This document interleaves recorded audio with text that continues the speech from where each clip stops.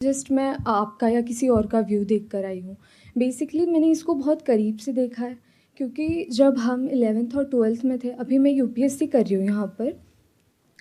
तो जब हम 11th और 12th में थे, तो मेरे भाई को भी ऐसे लोगों ने अप्रोच किया था, मुझे भी कई बार अप्रोच किया था। वहाँ पे आपने देखा होगा किस तरीके से मोटिवेट किया जाता है, कैसे एक इंसान को अलग सा ही इन्वायरमेंट क्रिएट कर दिया जाता है कि आपको समझ में ही नहीं आएगा कि क्या गलत है क्या सही है। वो इतने कॉन्फिडेंट हो गए, स्पेशली एक लड़की थी, मेरी फ्रेंड थी, वो मुझे बोलती थी कि तू चल तू चल। तो हमेशा उसके स्टेटस पे मुझे यही दिखता था कि कोई BMW के साथ फ़ोटो पोस्ट कर रहा है। Exactly guys, I am not lying. तो कोई मर्सिडीज़ के साथ डाल रहा है। तो भाई ने भी मुझे कल ये बात बताई कि ये सब फेक होता है। अगर प्रोडक्ट बेचना तो आप सिंपली बेच दो ना कि हाँ साबुन है 10 रुपये का ले लो। उसके पीछे आप BMW क्यों दिखा रहे हो, जो कि वो पॉसिबल नहीं है। Exactly, that is the truth. कुछ लोगों को ये लग रहा है कि ये लड़ाई मेरे और विवेक बिंद्रा के बीच में है, जबकि ऐसा कभी था ही नहीं। ये कुछ लोग समझ रहे हैं या वो खुद समझ रहे हैं। ये लड़ाई एक्चुअल में सच और झूठ की है। ये लड़ाई एक्चुअल में सही और गलत की है। सर इसमें गलत क्या है वैसे? सर वो कोई तिकड़म लगा के अपना कोई प्रोडक्ट बेच रहा है। सर ऐसे बहुत सारे लोग हैं दुनिया में जो कुछ ना कुछ कर ही रहे हैं, कई सारी टैक्टिक्स लगा रहे हैं। और जैसे एडवर्टीजमेंट में बहुत सारा कुछ होता है, तो सर ये भी इसने भी कोई अपनी टैक्टिक्स निकाली है, तो उसमें सर गलत क्या है अपना प्रोडक्ट बेचने? वेरी गुड पॉइंट कि इसमें गलत क्या है। कोई बताना चाहेगा कि इसमें कुछ गलत है या नहीं है, या ये सही है? सर बेसिकली इसमें सबसे पहले हमारे लोग 18 to 25 के एज ग्रुप के बच्चों को टारगेट किया जाता है, और इसमें उनको सेमिनार तक ले जाया जाता है, और उनको ज़बरदस्ती आप अपने कुछ भी बेच रहे हो उन्हें फंसा दिया जाता है। सर अजीब टाइप के वहाँ म्यूजिक वगैरह चल रहे होते सेमिनार में। मैं खुद भी ज्वाइन किया था कंपनी में, और वो बोलते थे कि आपको आपकी दाढ़ी आने से पहले आपकी गाड़ी आ जाएगी। आई नहीं सर। सर सबसे पहले मैं ये कहना चाहूँगा, क्योंकि जिस आपने बिग स्कैम वीडियो अपलोड की यूट्यूब पे, उसमें आपने ना नाम किसी का बताया ना कंपनी का नाम लिया। तो अगर मैं जैसे चोरी कर रहा हूँ, आप चोर चोर कह रहे हैं, अगर मैंने वो गलती की है तो ऑब्वियसली मैं चिढ़ूंगा उस बात से। आप अगर नाम लेते तो गलत था, कंपनी का या उनका या किसी स्पेसिफिक पर्सन का तो गलत होता। आपने नाम तो नहीं लिया, और अगर नाम नहीं लिया है आपने, और अगर मैं गलत हूँ तो हमारी कंट्री की गवर्नमेंट कह रही है, ये उनके नोटिफिकेशंस हैं। सबसे पहले ये समझो कि ये जो स्कैम्स है ना इस तरह के, ये आज से नहीं चल रहे हैं, ये पिछले 100 साल से चल रहे हैं। तो इसके लिए 1978 में एक एक्ट बना था जिसको बोलते हैं prize chit and money circulation act, जहां पर के इस तरह की जो मनी सर्कुलेशन स्कीम्स होती हैं या पिरामिड स्कीम्स होती हैं, उन सबको बैन कर दिया गया था। मतलब क्या कि अगर आप एक कंपनी खोलते हो और किसी से पैसा लेते हो, फॉर एग्जाम्पल मैंने एक कंपनी खोली, वहां पे मैंने आपसे 1 लाख रुपए लिया और आपको बोला कि आप आगे किसी को ज्वाइन करा दो। तो जब आपने किसी को आगे ज्वाइन कराया, अपने फ्रेंड को, रिलेटिव को, किसी को भी और कैसे भी, तो उसमें आपको कितना मिला? 30,000। 70,000 किसको मिला? कंपनी को। तो ये स्कीम इस तरीके से आगे बढ़ती रहती है, यानी वो जो पैसा आ रहा है वही पैसा पब्लिक से लेकर के पब्लिक में ही रोटेट कर दिया जाता है। और एक ऐसा पॉइंट आता है जब जाकर के पूरा का पूरा जो पिरामिड है ये कोलैप्स कर जाता है। तो यहां पर जो लोग टॉप पे बैठे होते हैं वो तो पैसा कमा लेते हैं, बट जो बॉटम ऑफ द पिरामिड है उन सबका पैसा डूब जाता है। और फिर या तो ये कंपनीज बंद हो जाती हैं या भाग जाती हैं पैसा लेकर के। पास्ट में ऐसा बहुत कंपनीज ने किया है, उसमें से बहुत सारी कंपनीज के जो ओनर्स हैं वो आज जेल में हैं। तो ये एक प्रॉपर स्कैम है जिसको गवर्नमेंट ने बैन किया हुआ है। फिर सवाल उठता है कि जब ये बैन है तो लोग कैसे कर रहे हैं? देखो, ध्यान से सुनो, ध्यान से समझो। आपसे अगर मैं पैसा लेता हूं और आपको बदले में कुछ नहीं देता हूं तो वो तो इलीगल है। लेकिन मान लो मैंने आपसे पैसा लिया 50,000 रुपए, बदले में आपको एक 50 रुपए का प्रोडक्ट दे दिया, तो क्या वो लीगल है? इलीगल है?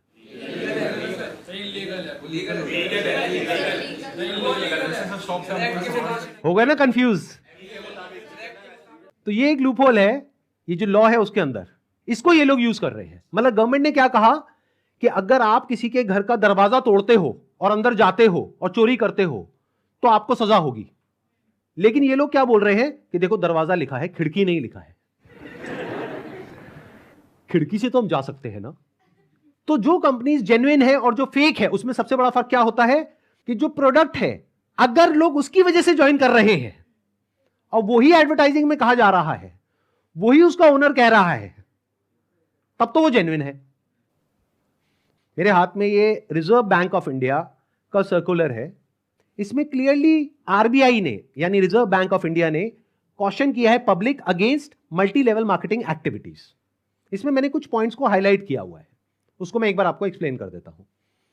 Income under such schemes majorly comes from enrolling more and more members from whom hefty subscription fees are taken rather than from the sale of products they offer। तो ये RBI का कहना है।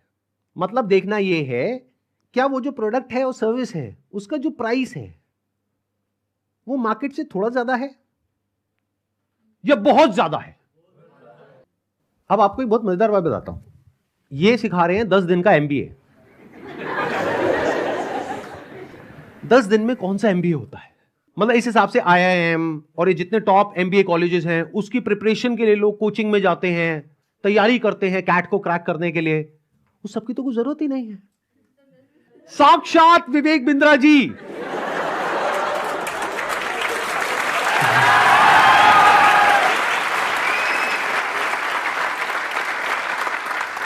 आपके सामने 10 दिन तक रोज प्रकट होंगे और आ करके आपको 10 दिन में एमबीए करा देंगे।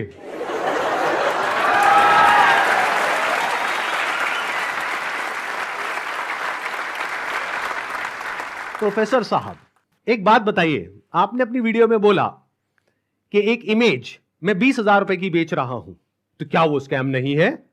और वो 50,000 का कोर्स बेच रहे हैं तो वो स्कैम है? इसका क्या मतलब है? मतलब भाई साहब ये है कि मेरी जो 20,000 की इमेजेस हैं वो कौन खरीदता है? आप में से कोई भी है जिसने आज तक मेरी कोई भी इमेज खरीदी? Not even a single person. तो हमारी इमेजेस कौन खरीदता है? जो बड़ी बड़ी कंपनीज हैं, बड़े बड़े ब्रांड्स हैं जिनकी टर्नओवर हजारों करोड़ रुपए की है, वो 20,000 रुपए की इमेज खरीदते हैं। क्यों खरीदते हैं? क्योंकि अगर वो इमेजेस हमसे नहीं खरीदेंगे और खुद शूट करेंगे तो उनका खर्चा आएगा 5 से 10 लाख रुपए, और वो इमेज कितने में मिल गई? 20,000 रुपए में। हमने जब वो शूट किया तो हमने 10 लाख रुपए लगाया, तब जाकर के 20,000 में एक इमेज बेची। तो इसमें किसका फायदा है? उस कंपनी का भी फायदा है और हमारा भी फायदा है। इसको बिजनेस बोलते हैं।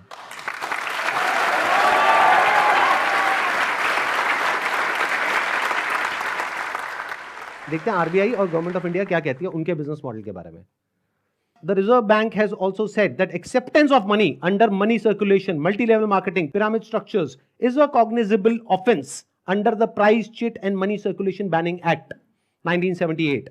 Members of public coming across such offers, ध्यान से सुनना, should immediately lodge a complaint with the state police। ये आरबीआई कह रही है कि अगर आपके साथ में ऐसा कुछ हुआ है तो आपको क्या करना है? You should immediately lodge a complaint with the state police.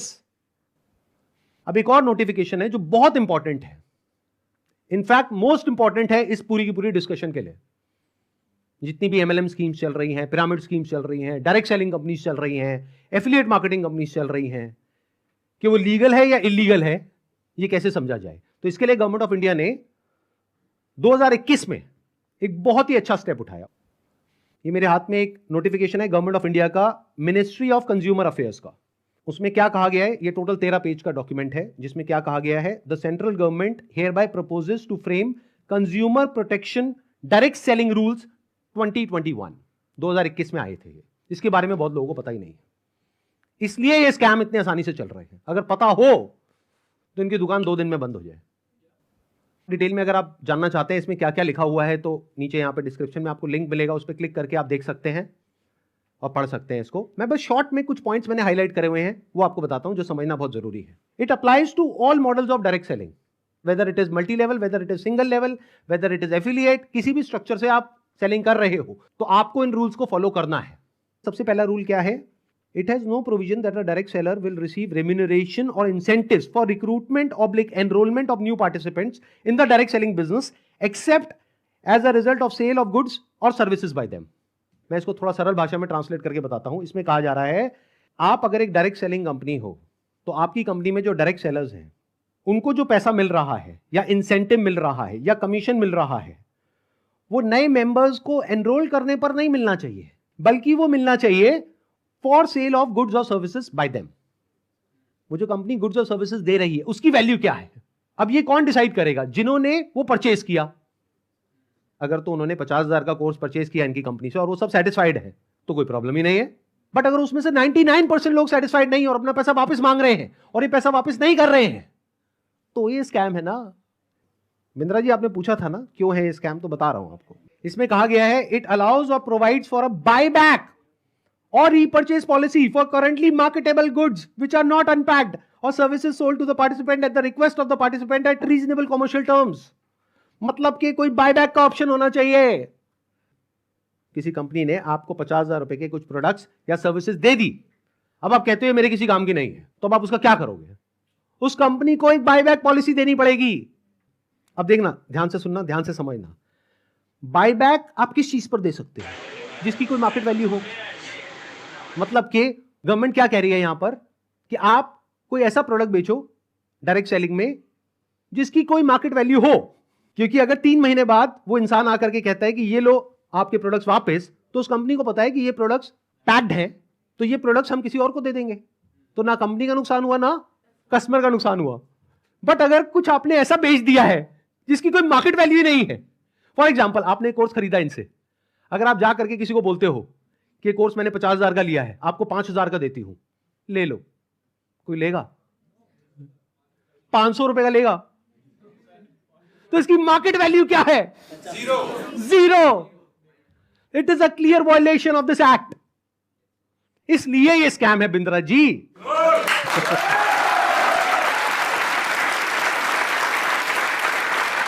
उन्होंने एक बहुत बड़ी गलती कर दी। It was never meant to be Sandeep Maheshwari versus Vivek Bindra. It was just an awareness video. जबरदस्ती आ करके बीच में छलांग मारी है उन्होंने, जबरदस्ती। मेरा मकसद सिर्फ किसी एक पर्सन को टारगेट करना नहीं है, बल्कि सबको अवेयर करवाना है कि देखो दुनिया में ऐसा कुछ हो रहा है, तो बच करके रहो। Miss selling means recklessly misrepresenting a product or service in order to successfully complete a sale. It also includes providing consumers with misleading information about a product or service. This can involve omitting key information, मतलब key information आप उनसे छुपा रहे हो about a product, or providing information that makes the product appear to be something it is not. मतलब कि अगर सरल भाषा में बोला जाए तो आप ऐसा नहीं कर सकते कि आप दिखा कुछ और रहे हो और दे कुछ और रहे हो। उन्होंने अपनी एक वीडियो में नहीं, पता नहीं कितनी वीडियोस में खुलेआम खुद उन्होंने, विवेक बिंद्रा ने खुल करके बोला है कि अगर आप महीने का 10 लाख रुपए नहीं कमा सके तो मैं आपके सारे पैसे वापस कर दूंगा। अब एक सबसे इंपॉर्टेंट क्लॉज आ रहा है, इसके बाद मैं एक वीडियो प्ले करूंगा। क्लॉज नंबर 7 का 2E एक पर्टिकुलर क्लॉज है जो सबसे इंपॉर्टेंट है इस पूरे के पूरे सर्कुलर में। इसको ध्यान से सुनना, ध्यान से समझना। A direct selling entity and direct seller shall not refuse to take back spurious goods or deficient services and refund the consideration paid for goods and services provided. इससे कोई फर्क नहीं पड़ता कि आपने उस कंपनी के साथ में क्या एग्रीमेंट किया है, फर्क इससे पड़ता है कि लॉ क्या है। फॉर एग्जाम्पल आप किसी के साथ में एग्रीमेंट करते हो किसी का मर्डर करने के लिए, तो आप कोर्ट में जाकर के ये नहीं बोल सकते थे कि हमारा एग्रीमेंट था। क्यों? क्योंकि जो कंट्री का लॉ है वो किसी भी एग्रीमेंट के ऊपर है। The law of the land supersedes all agreements। तो आप लोग जो डर रहे हो ना कि हमने उनके साथ में कॉन्ट्रैक्ट साइन किया, एग्रीमेंट साइन किया है, अरे पहले लॉ को तो देख लो, लॉ क्या कहता है। अगर लॉ के हिसाब से वो गलत है तो गलत है, नो मैटर कि उसने आपके साथ क्या एग्रीमेंट किया है। That agreement must be in line with the law of the land. तो ये क्लॉज को मैं दोबारा से पढ़ूंगा, ध्यान से सुनना। A direct selling entity and direct seller shall not refuse to take back deficient services। deficient word का क्या मतलब होता है? कोई भी ऐसी सर्विसेज जिसमें किसी भी तरह की कोई कमी है और जो कंज्यूमर है वो कहता है कि ये जो आपने मेरे को कोर्स दिया है या प्रोडक्ट दिया है या सर्विस दिया है ये बेकार है, किसी काम की नहीं है, तो उस कंपनी को पैसा रिफंड करना ही पड़ेगा। ये मैं नहीं कह रहा हूं, हमारी कंट्री का लॉ बोल रहा है। अब ये जो मैंने आपको कुछ पॉइंट्स बताए, इसके अकॉर्डिंग एक बार एक छोटी सी वीडियो को देखो बड़े प्रोफेसर की, देखते हैं वो क्या बोलते हैं। मैं आपको अपना व्हाट्सएप का नंबर दूंगा, ईमेल एड्रेस दूंगा, वहां बोल दीजिए आकर के पैसे ले जाइए। नहीं भी आना तो आप ईमेल कर दीजिएगा, आपको पैसे आपके अकाउंट में ट्रांसफर हो जाएंगे। तो आप या तो 50-60 हजार रुपए वापस ले जाइए या लाखों लाखों लाखों रुपए हर महीने कमा लीजिए, दोनों में से कुछ भी कर लीजिए। भाई अगर मैं आपको पैसा कमाने के लायक नहीं बना सका तो मेरे को क्या क्या हक बनता है आपसे पैसे लेने का?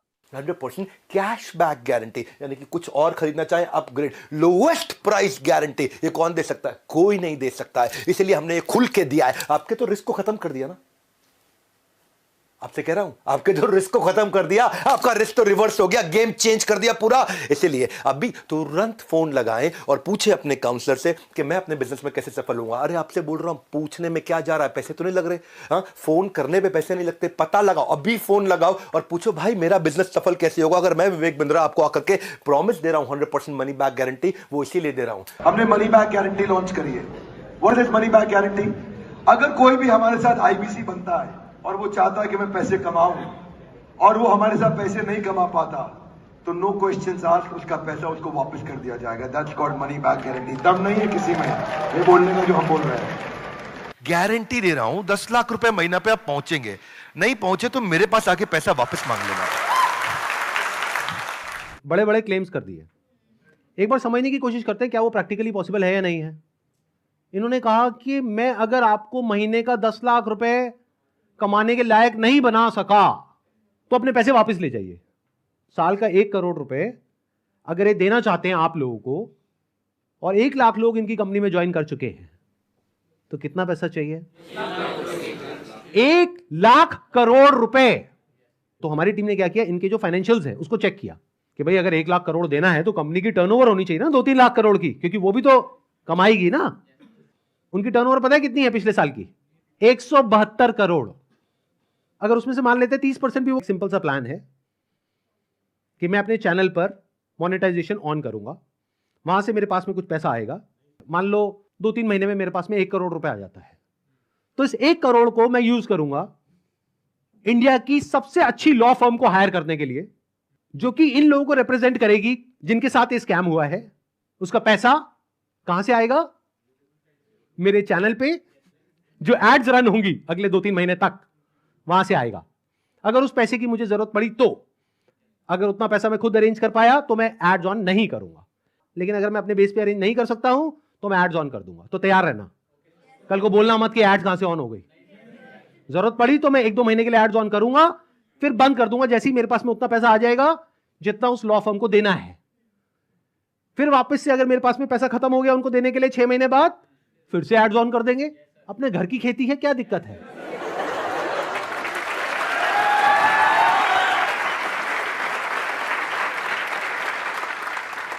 तो अब आप लोगों को क्या करना है, जिनके साथ में स्कैम हुआ है, हमको ईमेल करिए। हमारा एक ईमेल आईडी है legal@sandeepmaheshwari.com।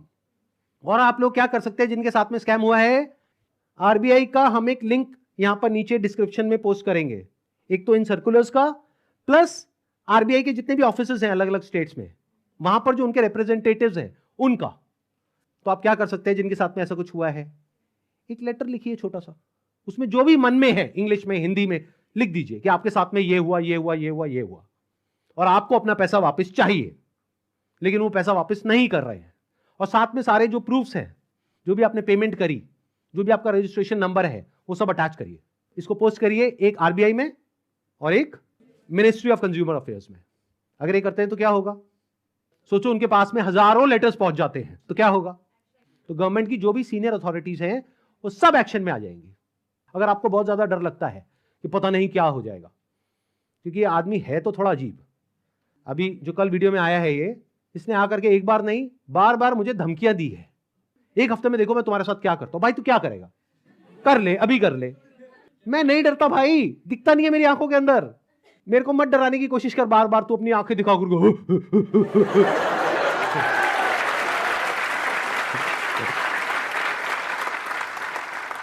अगर मेरे को एक्चुअल में कुछ हो गया अगले 1 हफ्ते में, तो सारा शक किस पे जाएगा, है ना। कैसा प्रोफेसर है, थोड़ा तो बुद्धि यूज कर, थोड़ा तो लॉजिक नाम की चीज यूज कर। पब्लिकली आ करके मेरे को धमकाए चले जा रहा है, क्या ये लीगल है? अच्छा, एक चीज ध्यान में रखनी है आप लोगों को, जिनके साथ भी स्कैम हुआ है, चाहे आप हमको ईमेल कर रहे हैं, चाहे आप कहीं पर भी इस तरह से लेटर भेज रहे हैं या ईमेल्स भेज रहे हैं, जहां भी आप भेज रहे हैं, जो भी प्रूफ है पेमेंट का, वो साथ में अटैच करिए और अपनी कॉन्टैक्ट डिटेल्स प्रॉपर तरीके से दीजिए। क्योंकि अगर आप हमको ईमेल कर रहे हैं तो हमारी लीगल टीम आपको कॉन्टैक्ट करेगी आपके फैक्ट्स को वेरीफाई करने के लिए। तो ये हो गया एक कैटेगरी उन लोगों की जिनके साथ में स्कैम हुआ है। अब बात करते हैं बाकी के लोग, जो आप लोग हो। क्या आप जेन्युइनली कुछ करना चाहते हो? कितने हैं जो जेन्युइनली कुछ करना चाहते हैं? तो एक हैशटैग है जिसको बहुत तेजी से हमको स्प्रेड करना है। मतलब कि जब ये वीडियो अपलोड होगी उसी दिन ये हैशटैग हर जगह ट्रेंड करना चाहिए। हर यूट्यूब के कमेंट सेक्शन में, ट्विटर पर, इंस्टाग्राम पर, हर जगह इसके बारे में बात होनी चाहिए। उसके पीछे क्या वजह है?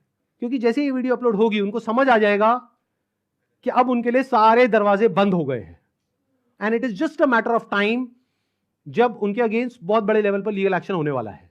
तो वो क्या करेंगे? वही जो पास्ट में ऐसे सब लोगों ने किया, वो देश छोड़ करके भागेंगे। इसका टाइम नहीं देना है। तो वो कब हो सकता है? जब आरबीआई के जितने भी सोशल मीडिया पेजेस हैं, मिनिस्ट्री ऑफ कंज्यूमर अफेयर्स के जितने भी सोशल मीडिया पेजेस हैं, वहां पर सब जगह ये हैशटैग ट्रेंड कर रहा हो। तो क्या होगा? इमीडिएटली उसके ऊपर एक्शन होगा। तो अब इनको रोकने का क्या तरीका है? एक हैशटैग है, ध्यान से सुन लो इस हैशटैग को, और ये यहां पे आ भी जाएगा नीचे और वीडियो में भी दिख रहा होगा आपको। Hashtag stop Vivek Bindra.